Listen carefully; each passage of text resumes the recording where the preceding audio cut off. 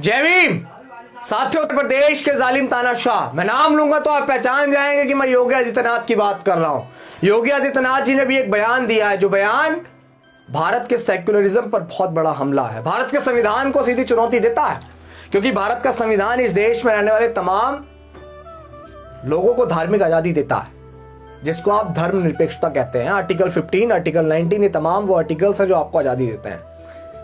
लेकिन योगी जी एक बयान दे रहे हैं कि भारत का एक ही राष्ट्रीय धर्म है, वो है सनातन धर्म।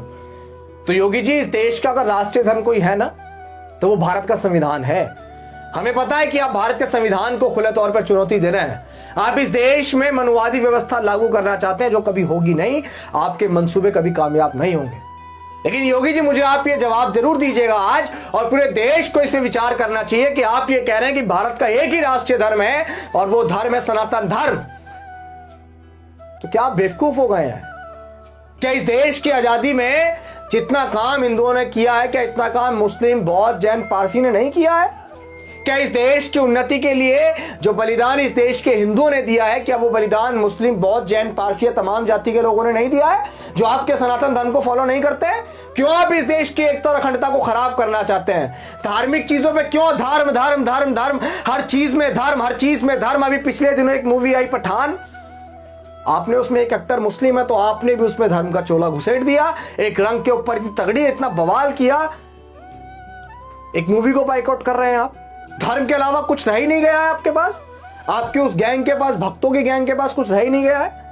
मैं यहां किसी धर्म को टारगेट करने नहीं आया हूं, लेकिन मैं ये बताने आया हूं कि भारत सेक्युलर है, और भारत के सेक्युलरिज्म पर अगर आप हमला करेंगे तो हमें बोलना पड़ेगा, हम शांत नहीं रह सकते हैं। भारत किसी के पिताजी की पपोती नहीं है। यह देश उन्नत बनाने के लिए, इस देश को आजाद कराने के लिए जितना योगदान हिंदुओं ने दिया है, इतना योगदान मुस्लिम, बौद्ध, जैन, पारसी, दलित और सब ने दिया है। जो लोग आपके सनातन धर्म को फॉलो नहीं करते हैं, वो भी इस देश के उतने ही भागीदार हैं जितने आप भागीदार हैं। मैं आपको यह भी बताना चाहता हूं कि आपका पद क्या है। आप मुख्यमंत्री हैं एक प्रदेश के। उस प्रदेश में रहने वाली जितनी जनता है, चाहे वो किसी भी जाति या संप्रदाय की हो, उस जनता का प्रतिनिधित्व आप करते हैं। उस जनता की सेवा करने की जिम्मेदारी आपकी है। आप लोगों को धर्म में बांटना चाह रहे हैं। लोगों को शिक्षा की ओर अग्रसर कीजिए योगी जी।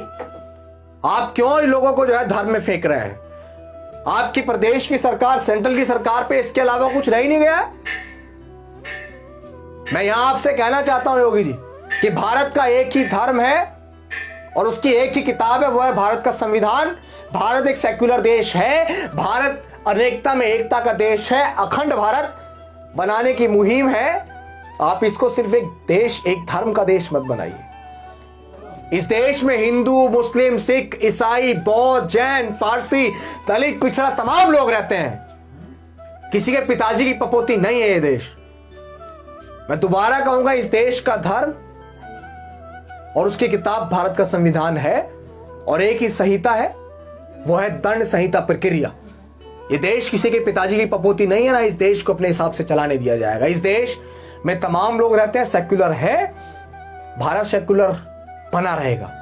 आप लोगों के मंसूबे कभी कामयाब नहीं होंगे। प्रदेश के मुख्यमंत्री हैं, प्रदेश को आगे बढ़ाने का काम कीजिए, देश को आगे बढ़ाने का काम कीजिए।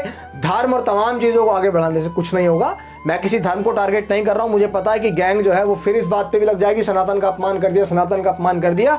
मैं किसी धर्म का अपमान करने नहीं आया, क्योंकि मैं बाबा से अम्बेडकर को फॉलो करता हूं। जहां सही गलत लगता है वहां बोलने चला आता हूं। तो गलत के खिलाफ बोलने से हम रुकेंगे भी नहीं। मैं दोबारा कहूंगा, योगी जी के भारत सेक्युलर है, इसको बांटने का प्रयास मत कीजिए।